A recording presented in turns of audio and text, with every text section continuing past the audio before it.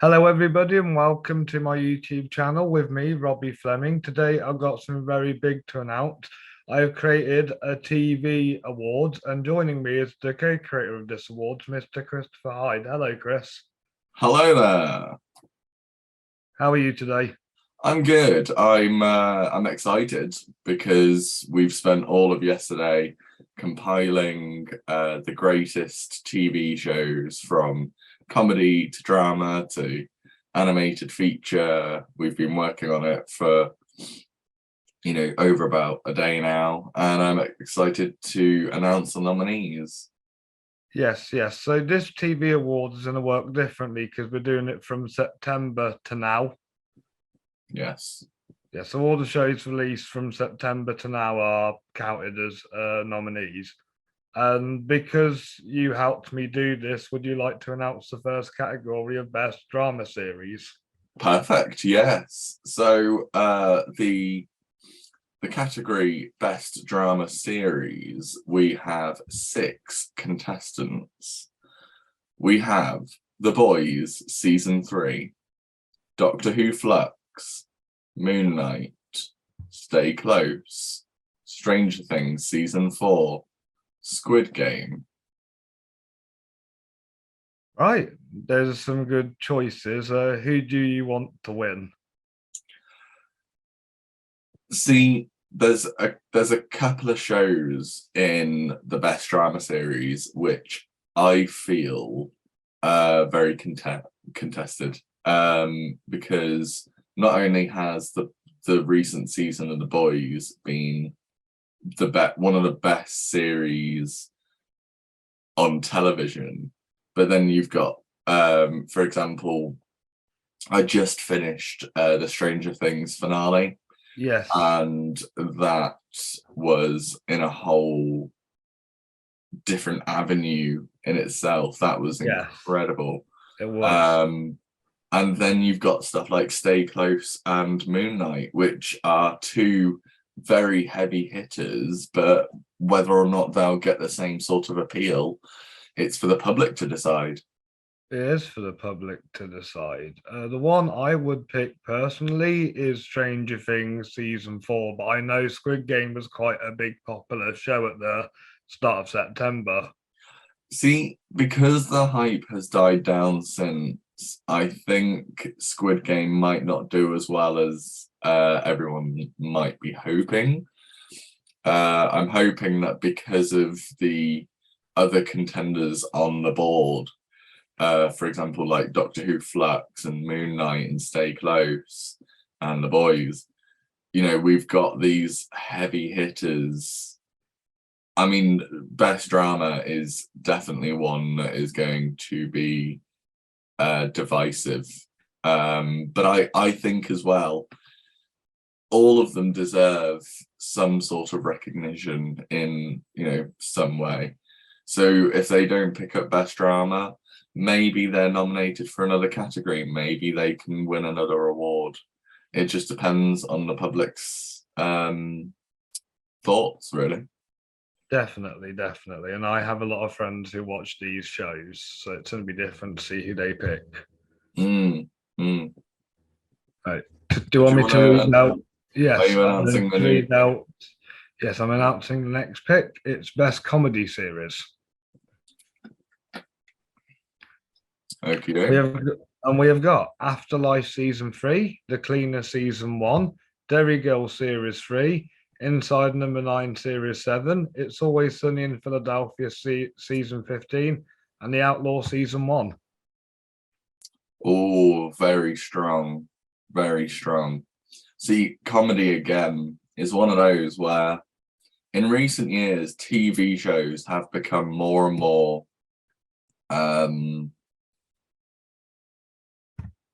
pushing the boat out in terms of what they can do for content. Yes.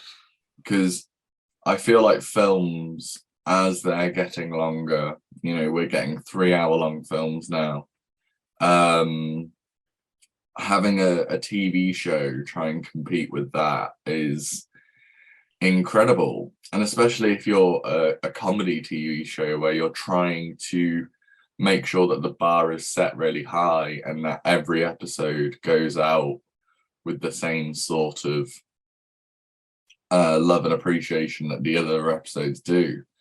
So I think, especially with how Derry Girls was received, that's going to be a strong one.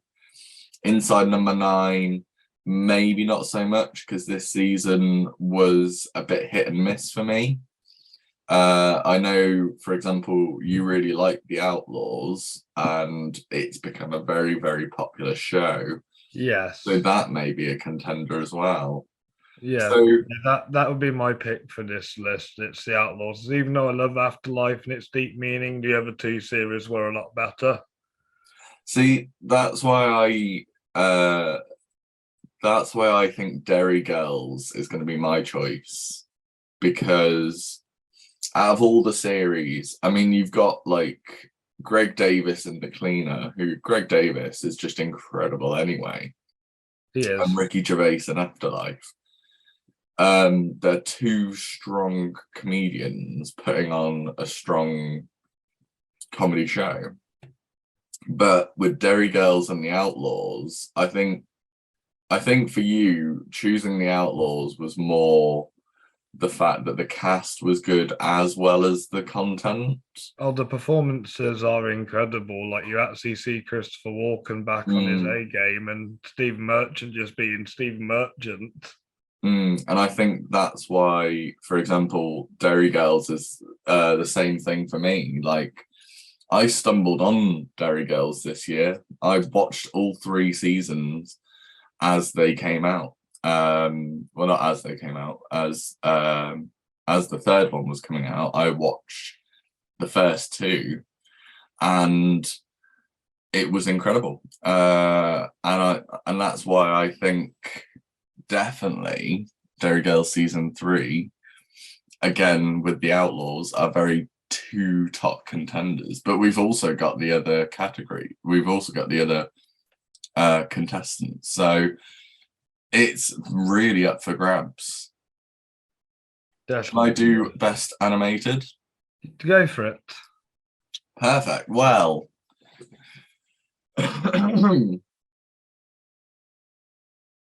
welcome to best animated series.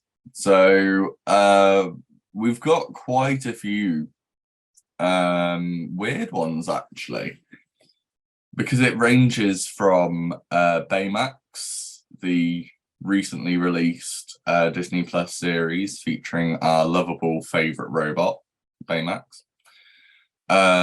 Family Guy season 20. Bearing in mind, I haven't seen Family Guy since season 13. So I can't make any judgments on that. South Park season 25, which again is incredible. Love, Death and Robots season 3, which has to win. It has to win. And then we've got the Cuphead show season 1 and What If season 1. Yes, as I would normally say What If, because I like Marvel stuff, but from what you showed me at Love, Death and Robots, it knows how to handle the more creativity. Whereas What If would have worked better as just a normal anthology without the connecting storylines in the last 2 episodes. See, that's precisely why I feel, out of the 2 anthology shows that we've got, because I don't really think the other shows are anthology, are they, really? No. I think out of the 2 anthology shows, Love, Death and Robots seems to be, every time they release a new series, they're upping the game, they're upping the bar. And this series was not an exception to that. They were every single episode of this Love, Death and Robots was in some way incredible.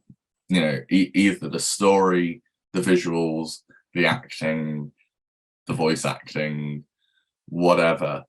That's why, for example, it's a strong contender, because I even nominated my favorite episode of the series, The Very Pulse of the Machine, Nice, nice. because of how good that episode stands on its own. So who would you say out of the best animated you would I'm gonna want say to I'm gonna win? go with Baymax because it had a really good Interesting. representation in its themes, and it was kind of like light, nice, and heartwarming. Because Baymax is one of them characters like Paddington. He always brings out the nice side of people. And I think for a heartwarming TV show as well, you would want something like Baymax, something that you can just put on and watch and just enjoy it and have fun too. Yeah. Interesting. So Yeah. what's the next category, Rob? Oh, we have best docudrama, and the nominees are Des, The Dropout, Formula One to Survive, Inventing Anna, Neymar the Perfect Chaos, and Pam and Tommy. Oh, another strong category. Especially how, you've got these really interesting shows. Like, you haven't seen Pam and Tommy, have you? No, no, but I've been meaning to. Pam and Tommy, for a show that you would think doesn't really do anything, and a lot of people said when Pam and Tommy was coming out, oh well, you're just glorifying the whole scandal and it's offensive and all this sort of stuff. Yeah. And it was actually insightful to see how the scandal played out and how it affected the people involved, how certain things were happening in the story that you would think, oh well, they're going to get away with that because that's such a Hollywood trope, and then it is subverted. It's incredible. I'll have to check that one out. You've told me good things about Des. Des, I think if you haven't seen Des, you need to. And if you have seen Des, you already know why it's been nominated, because I'm not even going to sugarcoat the fact that it is terrifying and it is quite horrifying, and because it is a true story about the serial killer Dennis Nielsen, you're sort of thinking, could this happen again? Could this be happening now? Could someone like Des exist? And unfortunately, that's where this series gives you that answer, is there are always people like that in the world. It's just you don't necessarily see them all the time. And I think that's a very strong, powerful message. And David Tennant was phenomenal.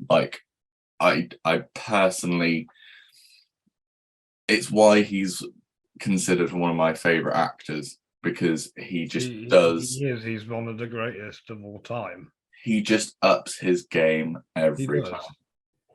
He does, and TV is where he works. So when we get into later years, I can see him winning his fair bit.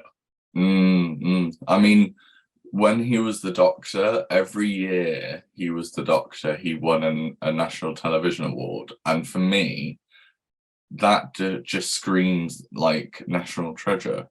Yes, like national hero.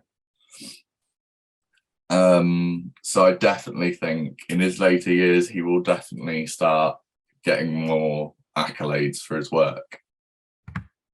Definitely. So what's our next category, Rob? Oh, it's Best Actor. Would you like to know these 6 lucky men? Oh, yes, please. We have Oscar Isaac for Moon Knight, Joe Kerry for Stranger Things Season 4, Lee Jung-hae for Squid Game, Ewan McGregor for Obi-Wan Kenobi, David Tennant for Des, and Carl Urban for The Boys Season 3. Wow. Okay, now you've got the heavy hit. See, this is why I think it was great us doing the Logies, because especially how with film is definitely, in the last sort of, I'd say 5 years, the film industry has started learning its from its mistakes and making better and better films. And I think it translates on TV as well, because you see these TV shows come out with these big actors like Ewan McGregor, like Oscar Isaac, like David Tennant. You see these shows come out and you're like, these are Hollywood grade actors. Why are they working on a TV show? But it clearly shows, because the TV shows that they're working on are event television. And instead of event film, it's event television. And by watching this series week in, week out, creating this conversation, creating this debate, it's incredible. I definitely think it's a difficult one. I'm going to say... for me, it's easy. Oscar Isaac, without a doubt. Best TV performance of mine this year. I think for me it's between David Tennant for Des and Carl Urban for The Boys, because again, Carl Urban, for someone who doesn't get a lot of praise or recognition in Hollywood, he's been in some fantastic films. Carl Urban is one of the greatest actors around now, and if he does not get a Dredd sequel, I am going to scream, because he deserves. It's been 12 years. No, it's not. Wait, 10 years. It's been 10 years since Dredd. He needs another one. Did it another 20 like Top Gun did? Yeah. We'll have Tom Cruise in it next. Yeah. But no, very good nominees. Okay. Best actress. There's been some fantastic actresses on TV. So, best actor. We've had some great performances from women on TV this year, and it goes without saying that the nominees in this category have been chosen for their either comedic or impactful and intense performances, or just how well they have been able to integrate themselves into the characters that they're playing. Definitely. So, the 6 nominees for Best Actress are Millie Bobby Brown for Stranger Things Season 4, Jodie Comer for Help, Cush Jumbo for Stay Close, Caitlin Olsen for It's Always Sunny in Philadelphia Season 15, Sadie Sink, Stranger Things Season 4, Haley Steinfeld, Hawkeye. And what great nominees. I'd say, looking at them, I'd say Haley Steinfeld's probably like the weakest. I don't think she'll win. But the one I want to win the most is Millie Bobby Brown for Stranger Things, or Sadie Sink for Stranger Things. One of the Stranger Things girls deserves to win. See, that's a tough one for me, because A, you've got 2 actresses in the same TV show, which that always invites some sort of chaos, because you're pitting actress versus actress or actor versus actor. So I would say personally Sadie Sink or Jodie Comer. Yeah, she was brilliant in Help. And with Jodie Comer, she just seems to be one of those actresses that the more work she gets, the more she throws herself into it, and you can see her enjoying the work that she's been given. Yeah. So do you want to read out Best Supporting Actor, and I'll do Best Supporting Actress, so then we're both done at least one of each gender then? Yeah, perfect. Okay.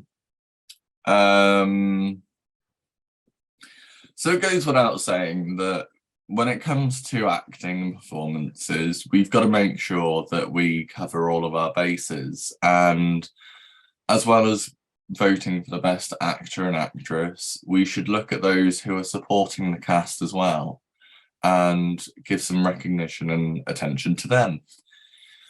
So these are the nominees for Best Supporting Actor. Ncuti Gatwa, Sex Education Season 3. Ethan Hawke, Moon Knight. You forgot the top one as well. Hang on. Daniel Mays, Des.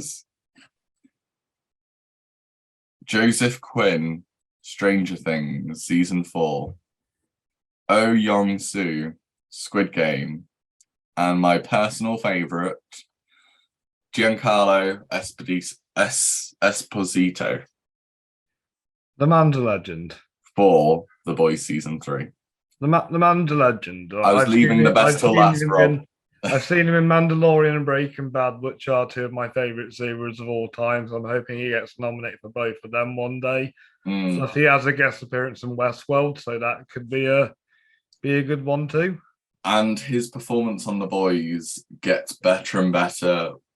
He's like a fine wine on The Boys. Every time I see him on screen, he gets better and better and scarier and scarier. And I'm waiting for the day where he just flips his shit. Because he is one of those actors that is so incredible that... my three favourites I'll talk about in a second.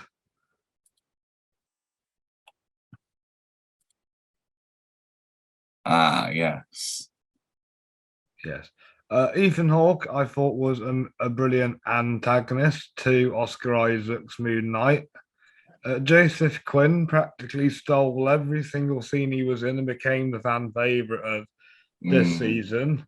And Yusu again stole the show in Squid Game. He was the best character in it, and he was the most interesting one. You wanted to know more about him than anybody else in the cast.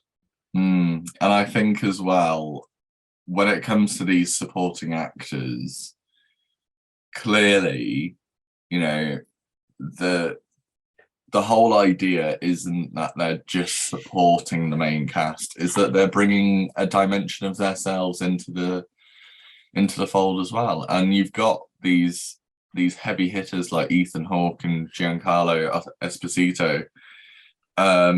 You've got these heavy hitters that are nailing it because they've been doing it for years and years and years.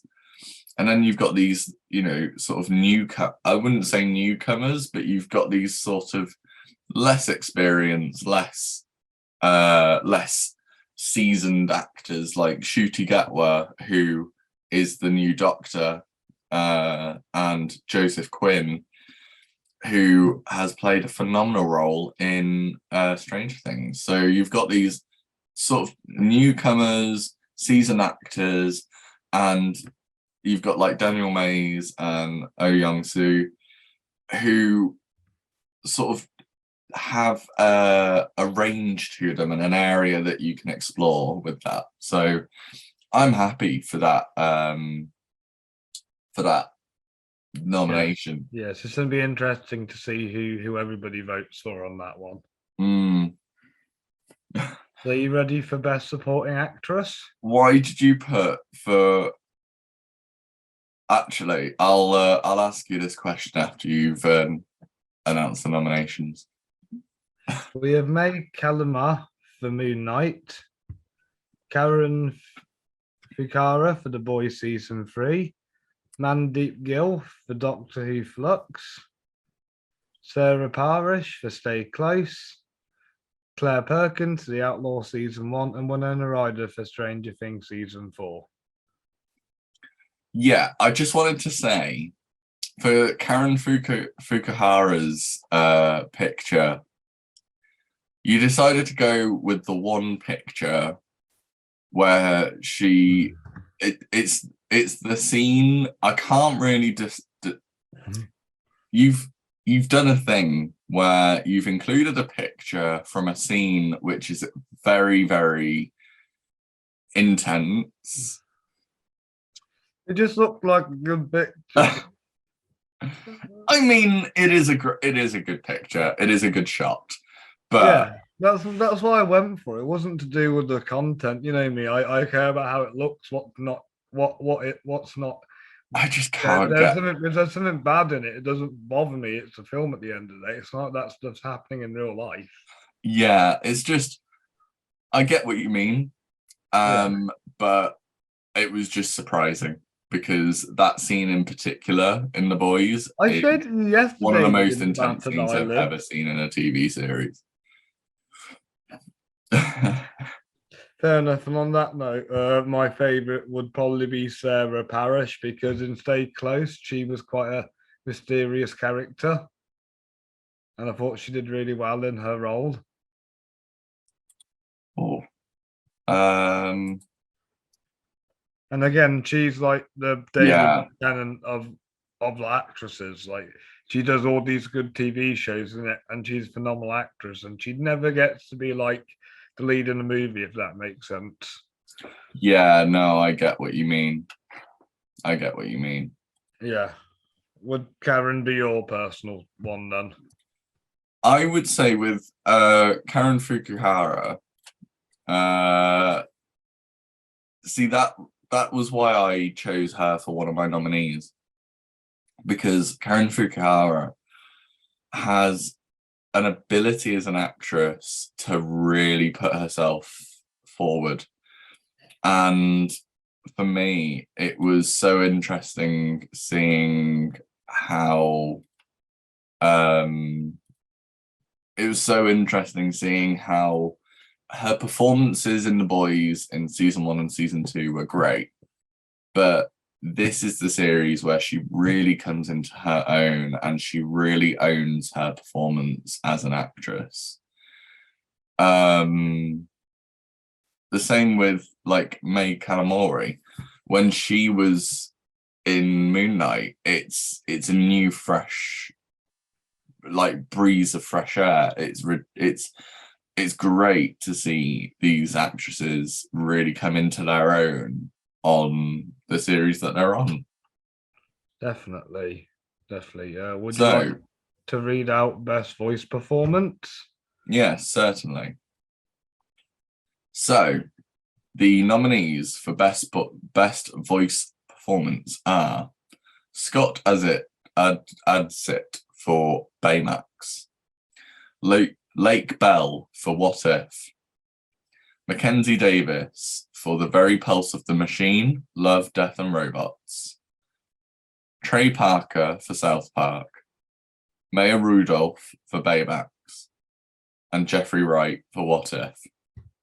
Hands down, Jeffrey Wright for me because his voice is so powerful. He can make any character his own. And the Watcher, by using his ability to use his big voice, he has made kind of his standout characters. As every time I see Jeffrey Wright on screen and hear his big voice, I just think I am the Watcher. Yeah, That's his defining role now. I think for me, the Watcher was a great character, but What If had a lot more problems than they threw up solutions. But Jeffrey Wright was the star of the show. But it was undefiable that he was the star of the show. But this is where I'm going back to like Mackenzie Davis for The Very Pulse of the Machine. Her performance in Love, Death and Robots is one of the most impactful, interesting and intense performances I've ever heard. For someone who, for such a visual story and such a story to move you in the right way. This is why I say Love, Death and Robots is a great series, because although each episode is its own thing in itself, the concept of that and the fact that you can go from like a 2D drawn animated feature to a CGI to, you know, you can really push the boundaries of animation. And I genuinely feel like with voice performances, she is the standout for me. Yes, yes.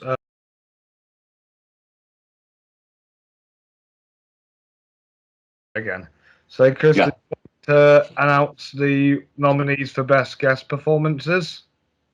Ah, yes, we're on best guest performances. So go ahead, Robbie.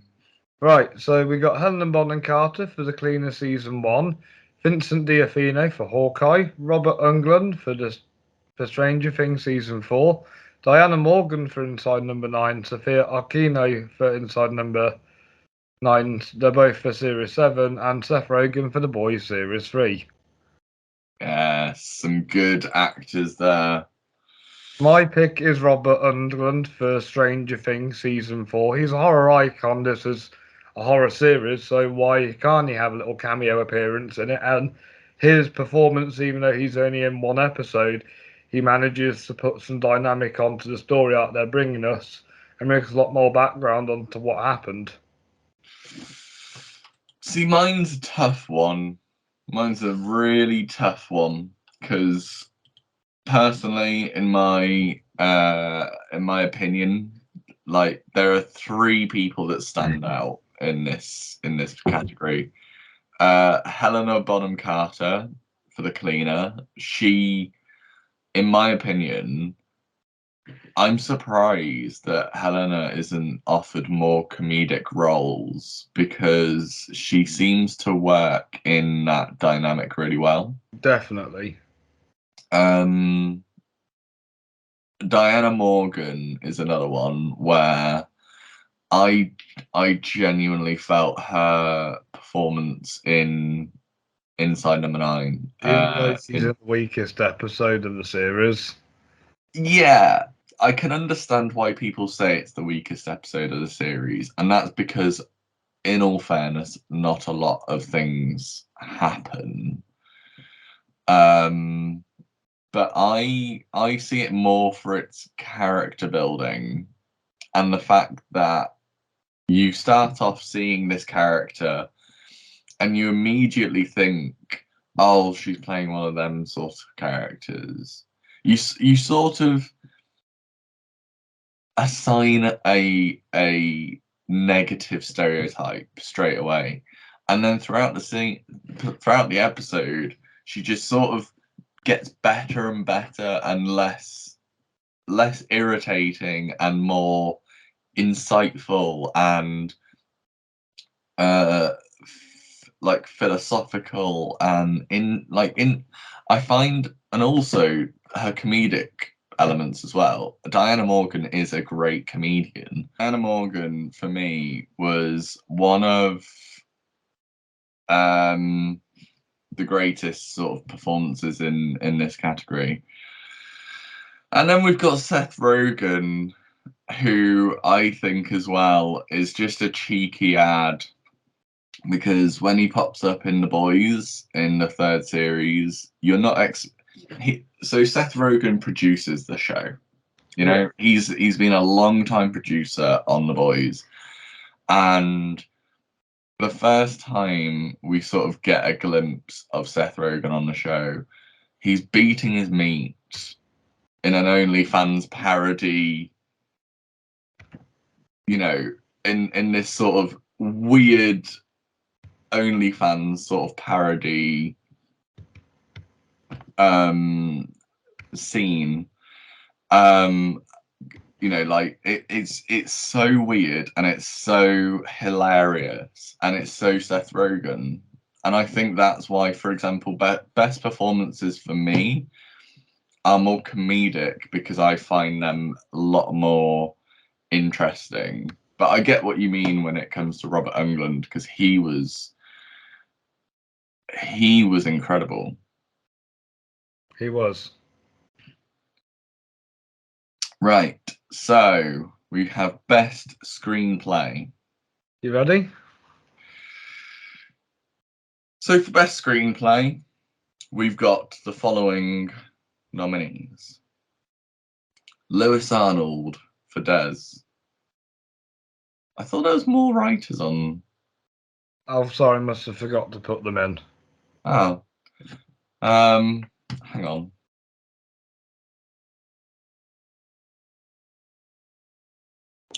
There we go. So, yes, so it was directed by Lewis Arnold, not written by him. Sorry. So, for best screenplay, Luke Neal and Kelly Jones for Des. A.C. Bradley for What If Doctor Strange lost his heart in What If Season 1. The Duffer Brothers, Caitlin Schneiderhan, Paul Deichter, Kate Teffery, Curtis Gwynn for Stranger Things Season 4. Ricky Gervais for Afterlife Season 3. Philip Gillette and John Scalzi for Three Robots Exit Strategies Love, Death and Robots Season 3. Steve Pemberton and Reece Shearsmith for Mr. King Inside Number 9 Series 7. For me, I'm going to go with the animated one and go with What If Doctor Strange Lost His Heart because of the way it did that with grief. See, I feel like I think now's a better time to say it, especially because it's not in the next category. I was very disappointed with What If. And that's why I think it's not going to be as strong as the other contenders, because we've got That was the best episode of the whole episode. If you single out as an episode on its own, not associated with What If, it's a good story. The main concern I have with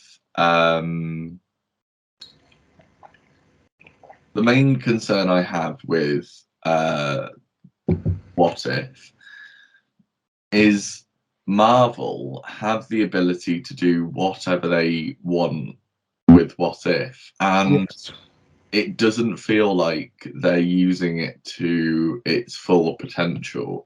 No, I get that. And I feel like the MCU as a whole, ever since the Infinity Saga wrapped, it's sort of been one of those where there's not much. No, they've been dabbling a bit at the moment. They're dabbling with new ideas.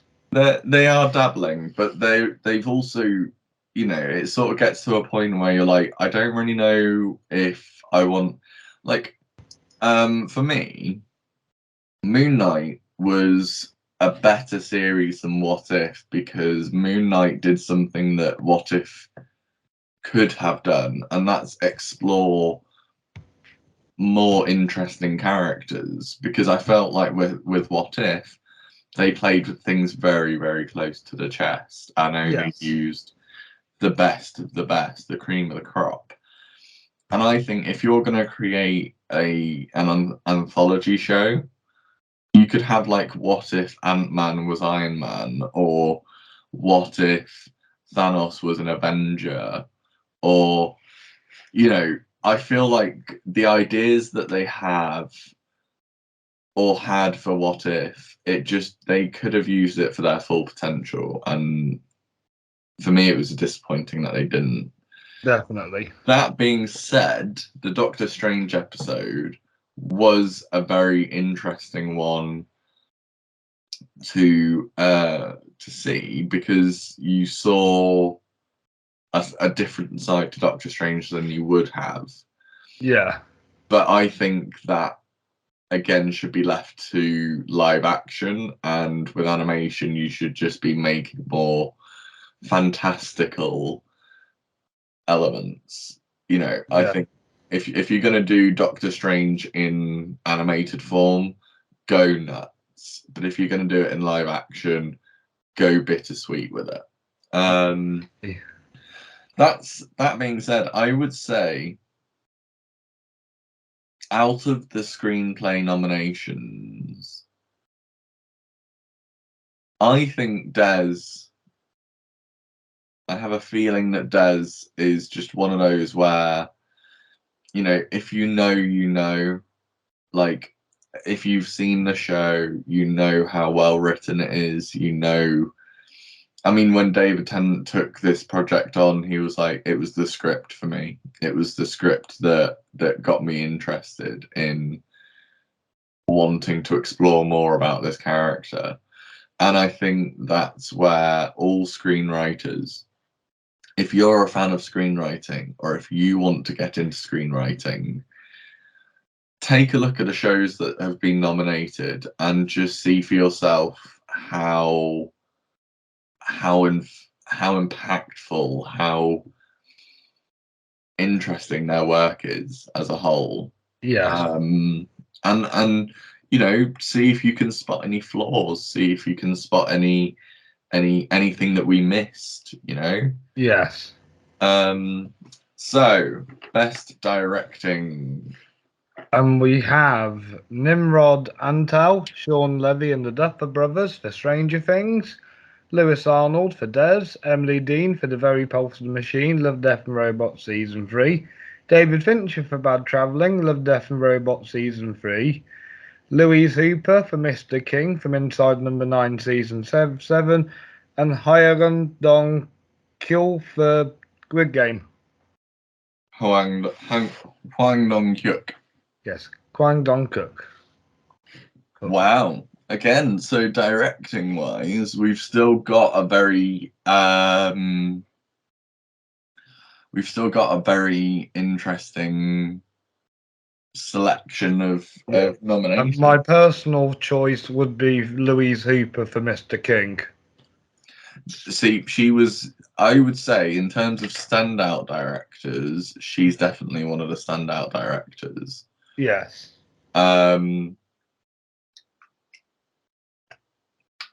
I'd say the same for Emily Dean for The Very Pulse of the Machine. Yes. Because, again, standout directing there.